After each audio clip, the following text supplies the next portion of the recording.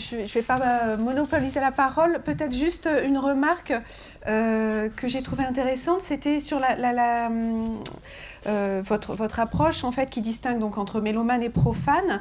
Est-ce que vous avez remarqué des variations selon les types de musique aimés, notamment lorsque vous parlez des critères esthétiques de classification par exemple, est-ce qu'on retrouve ou pas ce qui serait justement intéressant, on parle beaucoup d'omnivores, etc., de diversification des goûts musicaux. Est-ce que là, du coup, s'ouvrent complètement les manières de classifier les musiques, ou est-ce qu'on voit des distinctions entre des omnivores plutôt orientés musique savante, pardon, des univores orientés musique savante ou autres? Voilà. Alors, oui, on observe des cas d'omnivorisme, enfin même de plus en plus, d'omnivorité. Alors seulement, alors lorsqu'on rentre en fait dans les logiques qui font passer d'un artiste à un autre, en fait, on voit apparaître des logiques qui seraient peut-être moins de l'ordre. Donc, je vais prendre un exemple concret. J'ai eu une personne qui me disait aimer Zebda, Kenny Arcana, puis Jacques Brel. Brassens, et en fait elle m'expliquait qu'elle avait trouvé chez ces trois artistes un engagement politique très fort. Et donc du coup, si on se positionne du point de vue du ministère de la Culture, des enquêtes du ministère de la Culture, on voit apparaître rock, rap et chansons françaises, mais lorsqu'on descend en fait au niveau de ce qui relie ces trois-là, on voit qu'en fait, en termes de logique de préférence, l'omnivorité, ou alors on pourrait dire que c'est des logiques qui sont peut-être beaucoup plus restreintes, qui permettent d'aller piocher dans différents genres des artistes bien précis en fait, qui trouvent leur pendant dans différents genres. J'ai eu un autre cas typique, ça a été une personne qui s'intéressait au rock, au funk et au reggae parce qu'il était bassiste. Et donc là, du coup, ce qui faisait passer d'un artiste à un autre, au sein d'un artiste précis à un autre, c'était son jeu en fait. Donc c'est passer par le pourquoi en fait, non plus en rester au niveau des genres, mais au niveau des artistes. Ça permet aussi de voir des logiques peut-être un peu plus fines qui permettent d'éclairer l'omnivorisme si on en reste au niveau des genres. C'est vraiment très intéressant parce qu'on voit se reconfigurer justement avec cette possibilité d'avoir accès de façon très ouverte à beaucoup de types de musique, de nouvelles manières de classer la musique qui remettent en question les manières traditionnelles, que ce soit avec des régimes de justification de valeurs externes, comme par exemple on le montre Nathalie Hennig, ou bien avec des logiques très très internes, mais beaucoup plus pointues, mais qui reconsidèrent les... Intéressant. Merci, c'est très intéressant, dommage qu'on n'ait pas pu en discuter plus. J'avais juste une question par rapport à... Il me semblait que la typologie qui était présentée mettait dans des cases des comportements d'écoute assez rigides, d'un côté comme de l'autre. Et donc je voulais savoir déjà comment les catégories mélomanes profanes avaient été définies. Est-ce que c'était une catégorie a priori, c'est-à-dire est-ce qu'on a décidé que les mélomanes remplissaient une série de critères et les profanes une autre série et puis on les classait dedans, ou est-ce que c'était a posteriori à partir des résultats de l'enquête, parce qu'il me semblait qu'il y avait je pense sur la rigidité, notamment dans un des derniers slides, sur les mélomanes écoutent attentivement chez eux et les profanes écoutent en faisant d'autres activités. Moi, de mes données aussi personnelles, la réalité est vraiment très très différente. Et donc voilà, je voulais voir un peu comment ça s'était construit. Alors, au niveau des distinctions, donc il y a, en fait, ils alternent entre écoute attentive chez soi. Bon, là j'ai oublié, mais en régime numérique, c'est l'écoute mobile qui est largement privilégiée, mais il y a aussi les écoutes les écoutes entre experts, entre guillemets, où en fait c'est des écoutes collectives quoi aussi. Alors, donc ça c'est deux typologies, c'est une typologie de Grandjean et Combes, mais en fait, lorsqu'on relit moi, lorsque je relis mes entretiens, c'est une typologie qui, à mon sens, tenait la route dans le discours et dans les pratiques des individus, en fait. Et donc là, j'ai pas eu le temps de vous les montrer, mais j'ai essayé de, justement, après, une fois avoir analysé mes entretiens, d'essayer de voir ce qu'on pouvait voir émerger en termes de stats dans les analyses des pratiques des Français. Et on voyait que... donc j'ai croisé en fait le fait d'avoir tel ou tel rapport à la musique avec le nombre de CD achetés, par exemple, le téléchargement sur Internet, les fréquentations de Emule. Et on voit que...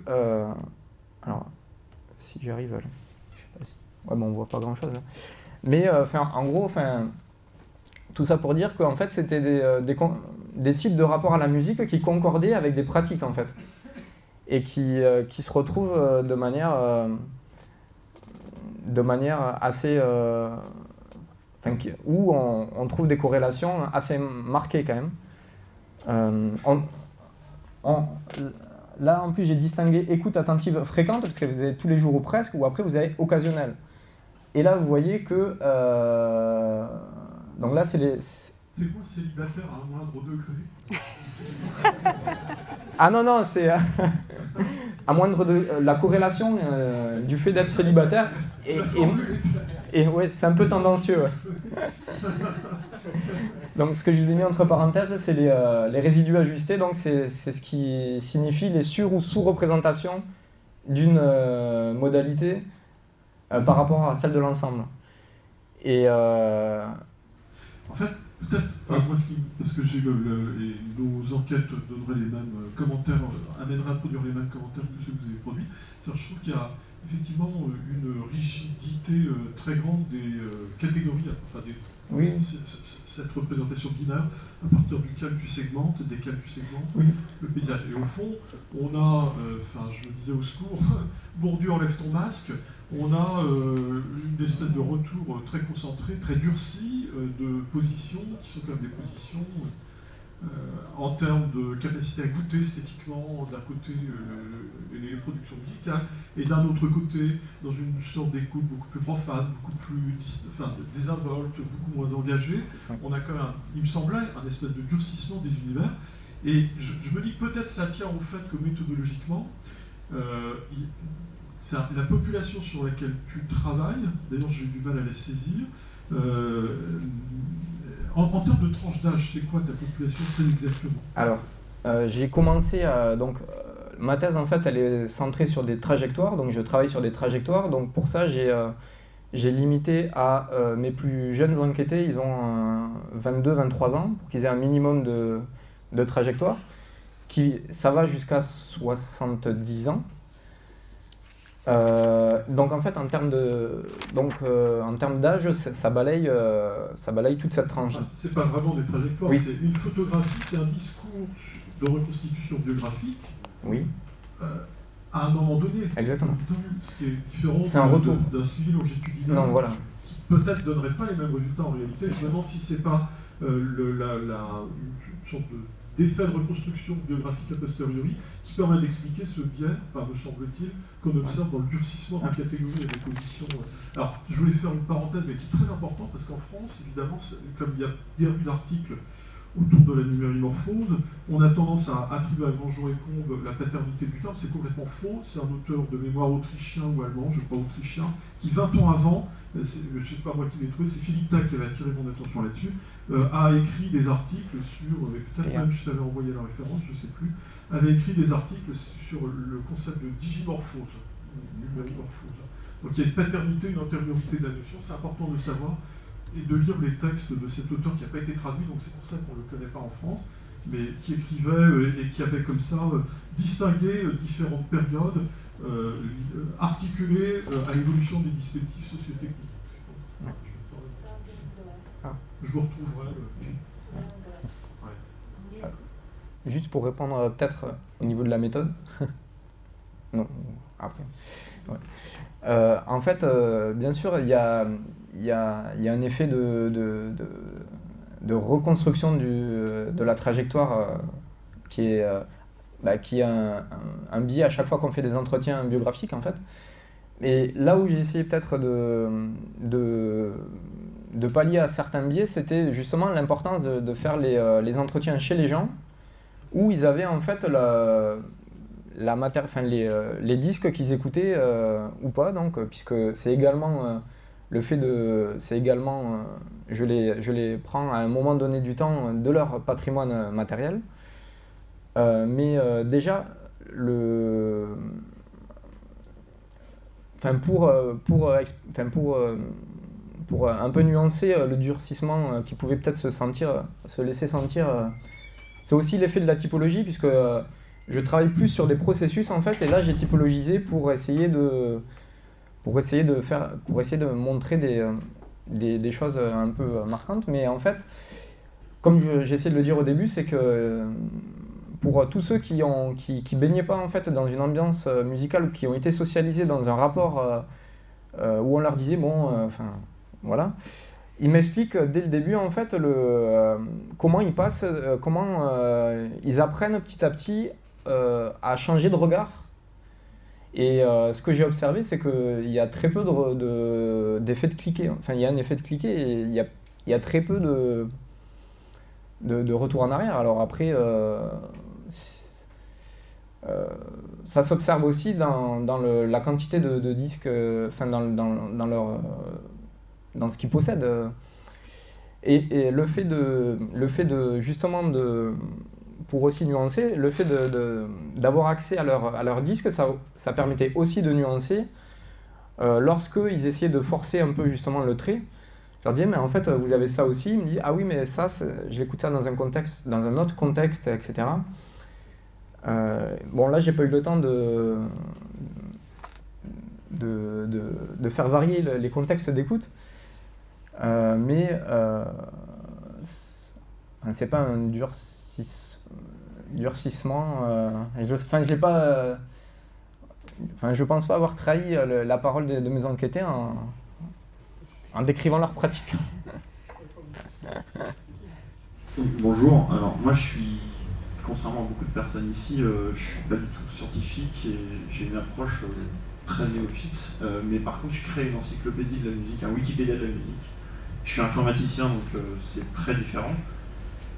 Beaucoup de votre langage scientifique, en tout cas, est assez difficile à comprendre pour moi, mais par contre j'ai fait, pour les besoins de ZICMI, j'ai fait le même genre d'études et j'ai remarqué le même type de catégories.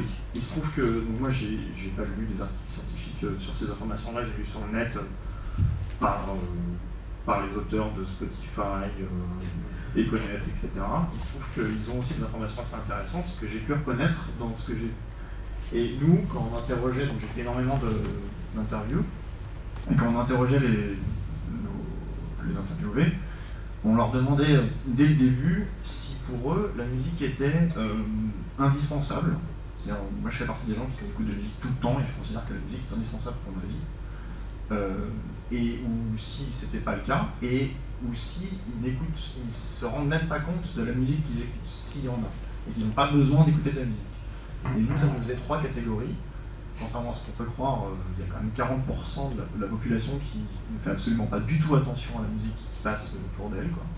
Et donc, moi j'ai retrouvé cette catégorisation rigide, ce que vous dites, que je trouve finalement assez révélatrice, parce qu'effectivement, il y a une consommation, il y a des habitudes d'écoute, de traitement et de classification qui sont fondamentalement différentes de tout le reste de la population. Donc, bon, je ne peux pas du tout me permettre de remettre en question votre processus scientifique, mais je suis d'accord avec la plupart des conclusions en tout cas. Voilà, merci beaucoup. C'est quoi les 3 catégories? C'est ce que nous on appelait les experts aussi, c'est-à-dire les personnes qui, les mélomanes, experts ou mélomanes pour nous, le commun des mortels, et ceux qui n'écoutent pas de musique. Moi j'arrive que j'arrive pas du tout à m'identifier parce qu'ils peuvent ne pas du tout écouter de musique, ça leur pose pas de problème. Peut-être, si je peux me permettre juste une petite remarque sur cette discussion. Quand on fait une enquête sur des trajectoires, moi ce qui m'a frappé là dans la typologie des trois figures d'auditeurs, donc ceux qui écoutent beaucoup et exclusivement, etc., on voit que c'est lié à des situations qui sont surtout liées à des trajectoires de vie, donc célibataire, marié avec enfant, etc. Donc on peut se demander dans quelle mesure, finalement, il n'y a pas un biais dans cette classification, parce que quand on aborde des trajectoires, on n'a pas toujours été dans cette situation. Donc le rapport à la musique n'est pas le même. Donc dans quelle mesure ça vient pas un peu fluidifier Alors, justement, en fait, j'avais essayé dans un deuxième temps, j'avais appliqué des variables de contrôle justement pour tester si on part du principe que le goût c'est quelque chose qui évolue avec les évolutions des cycles de vie, on voit qu'avec la mise en couple par exemple, il y a des distinctions hommes-femmes flagrantes, quoi. Dans le temps qui est possiblement accordé à l'écoute attentive de musique, par exemple. Et donc là, on voit apparaître des répartitions des tâches genrées qui permettent plus ou moins une écoute attentive. Et donc du coup, là, on essaie d'attraper... on peut accrocher des... par contre, lorsque... avec l'arrivée des enfants, là on a l'impression, ce que la base de données a l'air de montrer, c'est qu'il y a un nivellement qui est un peu plus, qui s'effectue avec l'arrivée des enfants, où quoi qu'il en soit, il y a très peu de temps qui est accordé à l'écoute attentive de musique.